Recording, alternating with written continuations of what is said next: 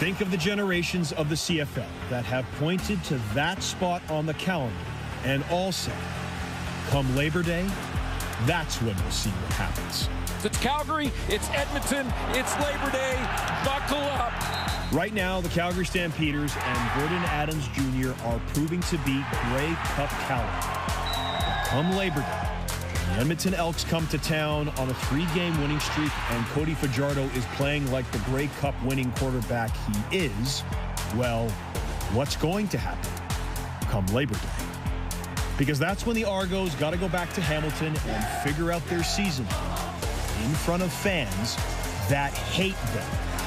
Shot for shot, the Ticats and Argos go back and forth. Game of the year so far.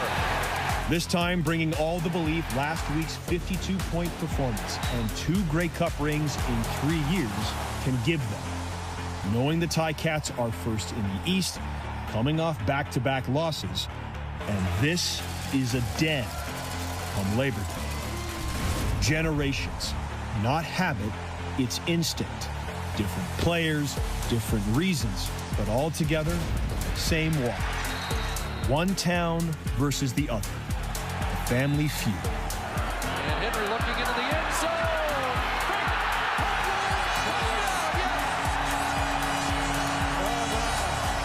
Riley takes the swing pass. He's got Duke Williams again. Oh, the catch made by Chad Owens, one-handed. Wide open. Touchdown, Bakari Grant. First touchdown at Tim Hortons Field.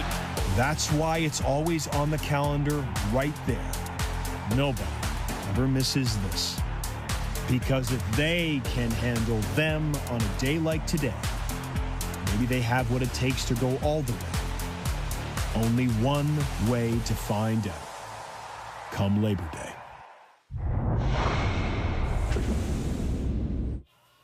It is one of the best days on the CFL calendar, Labor Day Monday. First up, the Tiger Cats welcome their arch rivals, the Argonauts, to Steel Town. Hamilton fans hoping history is on their side, with the Tabbies winning this game 36 times compared to Toronto's 15. And then a little later on, the Battle of Alberta, where the Stamps welcome the Elks to McMahon. Here we go, the supplier of fireworks for the Toronto Argonauts, Nick Arbuckle, who is leading the league in passing yards. 443 last week, all 50 points last week. Can he do that again this week? Can he outdo this guy? I'll ask you that. You know, can he outdo Bo Levi Mitchell? Look, the Bo's going to do his thing. We know that. What I need to see today is Bo's best friend has got to be Greg Bell. They got to get the run game going, help out Bo. I got no doubts what he could do, but they got to get the ground game going. The Argos and Nick Arbuckle just got another weapon back. Our 2024 Rookie of the Year and their leading receiver, Makai Pope, is back now. What does this mean for Nick Arbuckle? More points, baby, and I love it. Sticking with the receivers, Tim White saying the rivalry definitely brings out more out of you. Labor Day is one of the best times of the year. I agree, Tim White. He was outstanding in this game a year ago. 180 yards, 2 TDs. Can he have a repeat performance of this afternoon? Can we have a repeat performance from last night's ending as well? Because it started out with a bang in Saskatchewan. Kate Burness alongside Enoch Mwamba, Davis Sanchez, and Milt Stiegel as we get set for the Toronto Argonauts and the Hamilton Tiger Cats. Ches, did we see you in the highlight pack off the top there on Labor Day? So. He was throwing a helmet, I think. Were you throwing a helmet? No, but somebody was. I've been known to get under people's skin. And that's what happened. Believe me, I know that. You see, I only know this version of Ches, but then I see a highlight that, and I'm like, wow, I feel like I'm missing a whole different version of you. Yeah, no, I'm definitely not tough. I like to talk. Oh, no, I've seen some of your hits. I think you're pretty tough. All right, we'll hear from the guys about this game in just a moment, but first, let's get to our Matthew Shinetti. And Matthew, there is no greater day on the calendar than Labor Day Monday in the CFL. A phenomenal job on the essay off the top. Can't wait for this one between the arch rivals. Yeah, I always circle this date on the calendar, my 13th Labor Day Classic, and you can feel the energy. I was just at the south side of the stadium, Lot E, and you can absolutely feel the energy around here. As the Ticats have been saying all week, everything changes once you get to Labor Day. Part of the reason for that is after that incredible six-game winning streak that was ended when they lost late to the BC Lions, and then that loss in Regina, now the vibe is changing a little bit in Hamilton. They had 16 days off.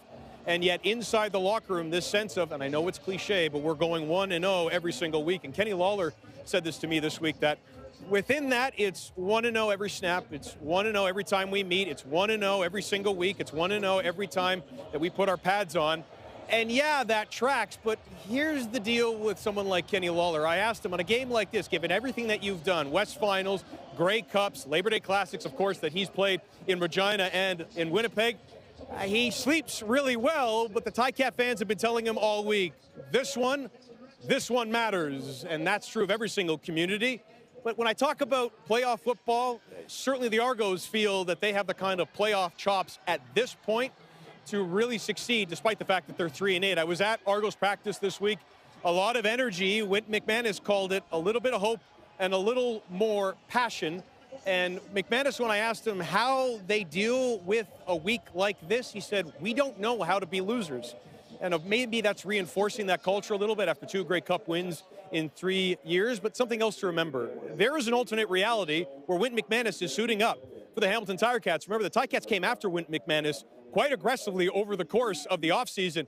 And McManus, though, said, I want to be the leader of the Argos, and when I played a game like this, I want to show Hamilton, maybe the team I could have been on, that I am the best linebacker in the league. And then I asked McManus, what does it feel like when you wear black and gold? And he just looked at me and said, I feel kind of itchy. As for the comings and goings from both lineups, the Ticats do get Stavros Katsantonis and Jamal Peters back after they missed that game against the Rough Riders. And on the other side, even though the Argos are missing Deontay McMahon and also Derek Sluka, their safety, they do get back most outstanding offensive lineman Ryan Hunter. And they also will be able to get back Mackay Polk, who, although, yes, he left Atlanta Falcons training camp, got cut, he comes just in time back here in Hamilton, Kate, for Labor Day. All right, Matthew, let's take a trip down the QEW. All eyes on the quarterback matchup. Nick Arbuckle coming off a career-high 430 passing yards against BC. His first in the league, Bo right behind him at 3,057. Amazing to think, Nick had just one regular season start in 2024 before winning the Grey Cup. He was this close to saying goodbye to the CFL. Speaking of amazing, Bo Levi Mitchell, a perfect 7-0 in Labor Day Classic games. He had 5 TDs, just 4 incompletions, 332 yards in that game in week number 5. Ches, do we have anything left to break down in this game? I think Shoots said it all. I think all my notes over here. Shoots got this covered. He got this covered. He got everything I needed covered. Take all our points. So let's talk about this QB matchup. And Milt, as I said, I mean, Bo's perfect on this. There's something about Labor Day and Bo Levi Mitchell, but Nick Arbuckle, I mean, he continues to have one of the greatest seasons right now, and everyone's just sitting around wondering when Chad Kelly's going to come back. And what do you do if Nick's playing at this level? But right now and today, they're going head-to-head, and it's a heck of a matchup. Yeah, you talk about Bo, we call him Mr. Labor Day. Undefeated on Labor Day, you know, when he's playing quarterback. But Nick Arbuckle, that's the guy I want to focus on. What he's done this year has truly been amazing. You know, he was thrown into the fire, and he's handled it very well. You know, we saw him last year in the Grey Cup, what he did with that. And you look at what he's doing with these Argos, and you look at both of these teams, and I love it. I love the fact that neither one of these teams want to run the ball. They just want to throw it to their receivers and air it out.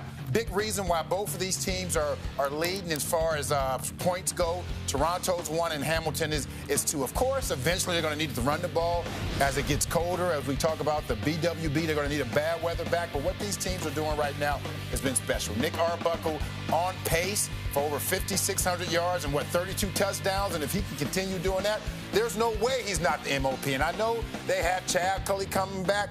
We'll answer that question when it happens, but right now, Nick Arbuckle is having a spectacular year. So is Bo Levi Mitchell. Who would have thunk it? This defense right now for these Argos, last in the league, 27.8 points, and the Argos are rolling. Without their starting quarterback, their defense playing in the bottom of the league, and they're at the top. To your point, a lot because of Nick Arbuckle. In the last month, you know who the top-rated quarterback in the league is? We talk about Vernon Adams Jr. We talk about right here, Bo playing extremely well, the Nathan Rourke.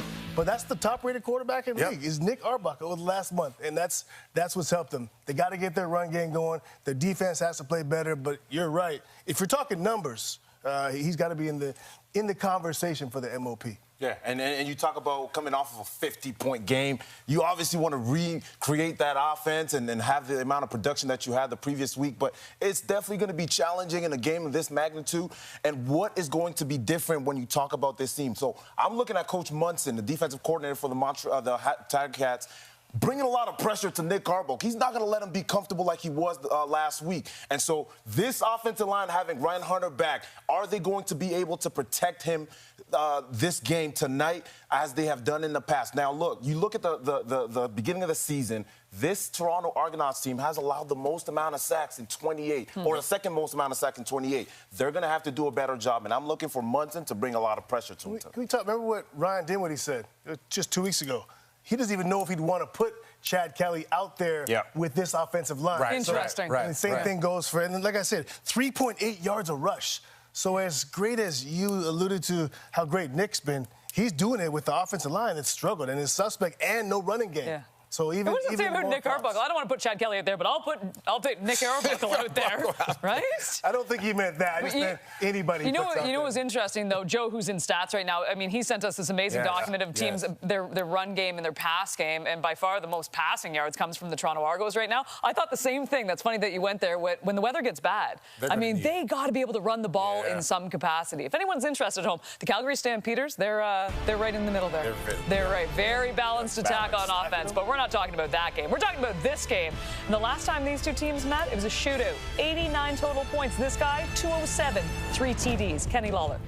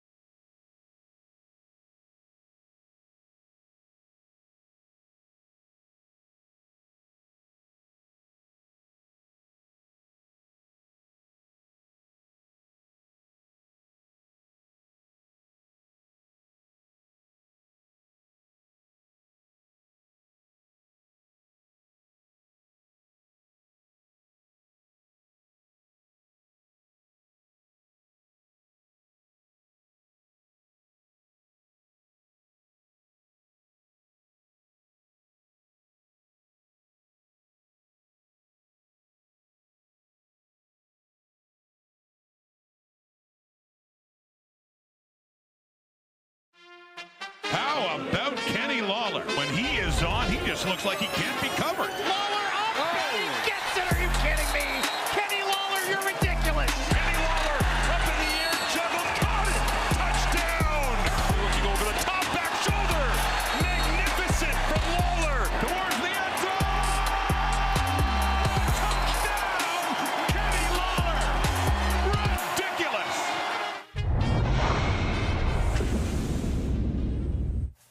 If there is one thing Tiger Cat fans would love to see today, it would be a repeat of Week 5 from Kenny Lawler. But as we all know, it hasn't been just one game for the star receiver. Year after year, he comes up with some of the best highlights in the league, and he certainly hasn't slowed down this season with his new team. Recently, the star receiver caught up with Davis in the latest edition of Chalk Talk to explain why the connection with Bo has worked so well and how he makes some of the most impossible catches look so easy.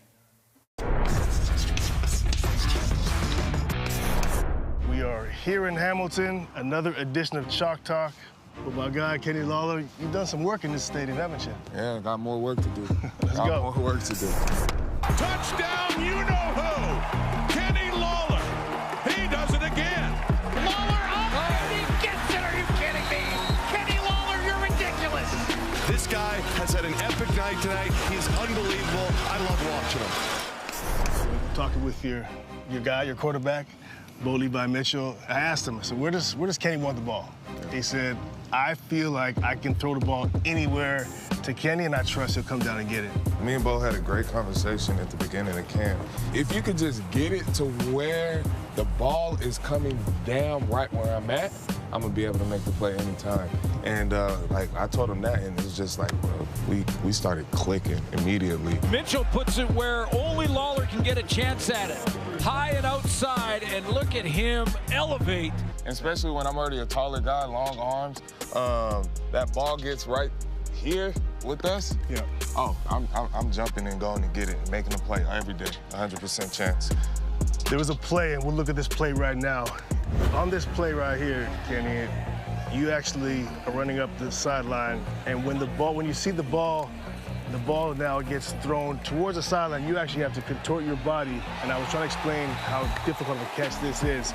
You're not having to take 3 steps backwards while running at full speed and contorting your body.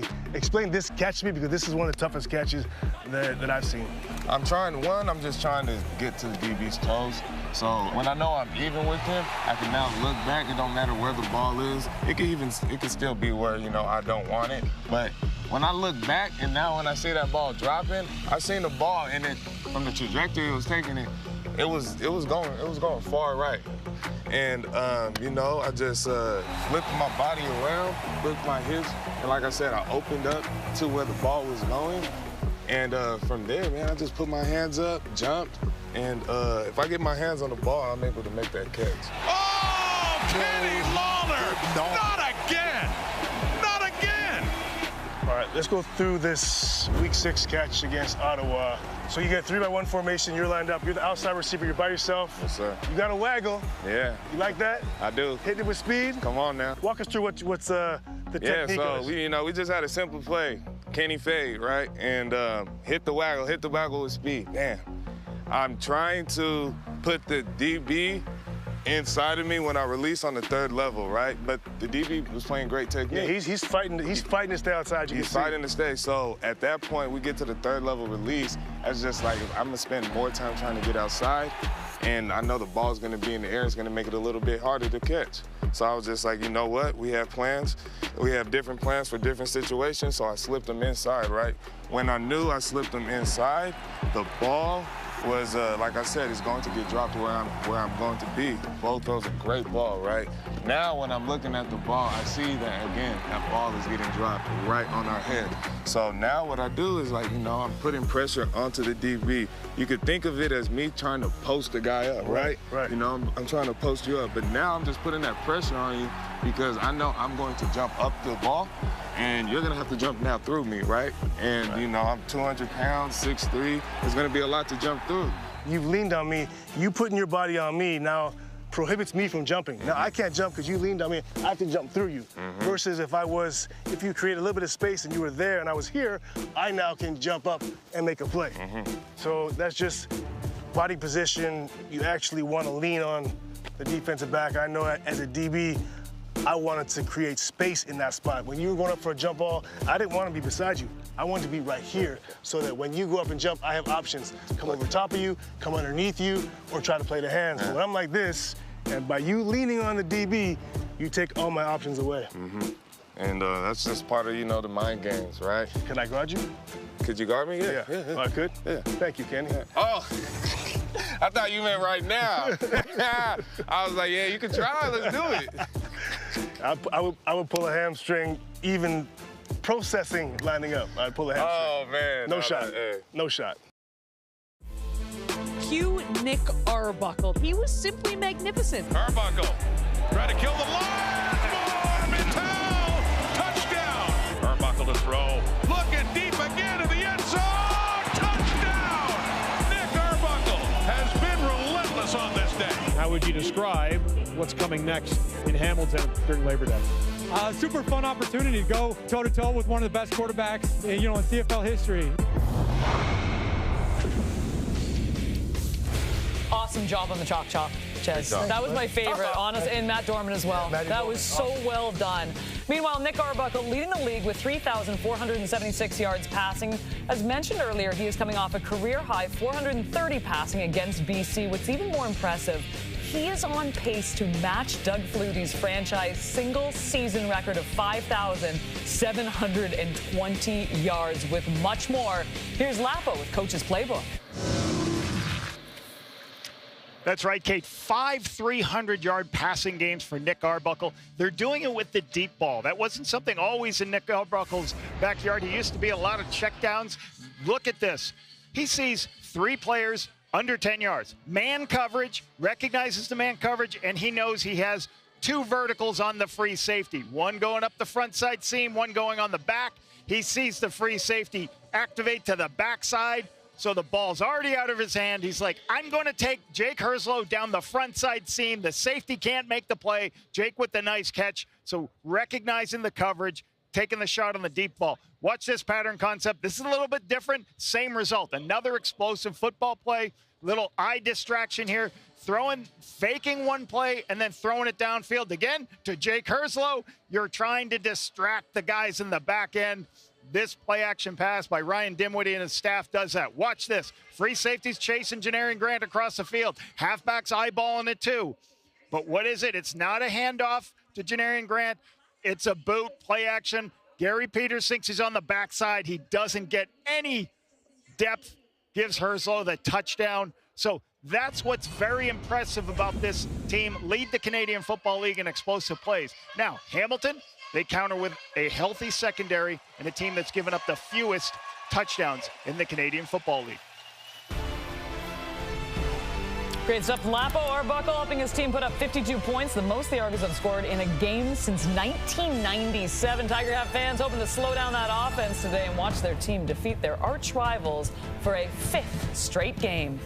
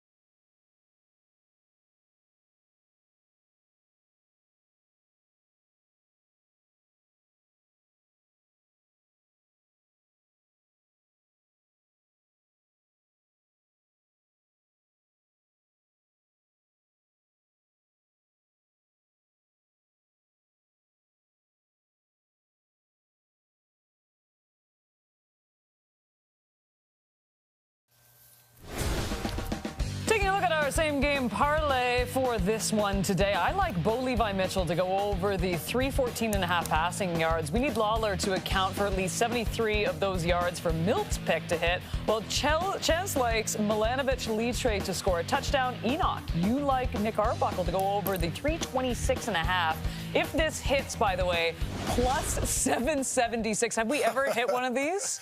In 2000, yes, I'm being told yes.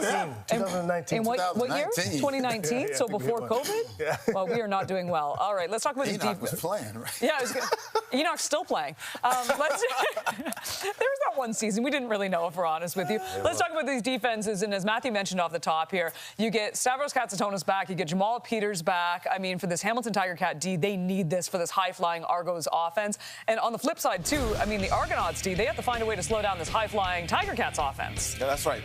Both teams, we talked about it already, Milt. You mentioned about how there is no real running game. I think both offensive coordinators are going to try and establish that early. How quick or how early they'll get away from that, we'll have to see. And whoever kind of sticks to it and is able to find success is going to be one of the teams that is going to have more success even in the air. Now, you talk about these quarterbacks, and both of these quarterbacks, specifically Nick Arbuckle, I'm expecting a lot of pressure from Coach Munson coming into him. And yes, we know about Herslow and the deep threat that he is. Now I'm looking for the guys down low. Who are going to be the guys that are going to make the plays? Kevin Maitel, we talked about him. Mill, we talk about also Unger. Those two guys underneath are going to be crucial tonight to be the outlets for Nick Arbuckle in order to make plays. Well, for me, the best defense is offense. Let's be honest, neither one of these defenses are playing great this year. Hamilton has played better than they have in past years, but both of these guys give up a lot of yards and a decent amount of points. So they're thinking we just have to outscore the team. This is going to be a high-scoring game, in my opinion. It's going to be a shoot, and that's what we want to see anyway. We don't want to see a defensive battle. Enoch, we want to see some points being scored. So, in my opinion, the best defense is going out there and scoring more points than your opposing team. That's the only way either one of these teams is going to win this game. Yeah, the Hamilton Tiger Cats, they have to win this game. And the reason I say that is they're the only team in the East that has a winning record. And they need to go out there. If they want to be in the conversation with the other good teams around this league that we've been watching, they have to win this game. They should dominate Toronto. Look, Toronto they're playing some pretty good football. Like I said, though, their last couple of games, let's see if they can beat a team that's moving the ball on offense like Hamilton is, that's at home. I think this is a real test for this offense and Nick Arbuckle. They've done great things.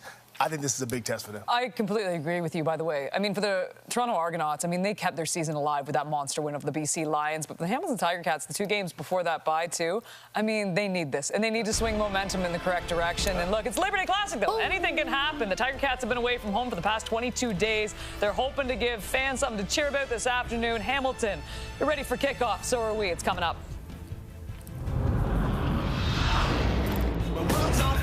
How about yours? That's the way I like it, and I'll never get bored. Hey now, you're an all-star. Get your game on, go.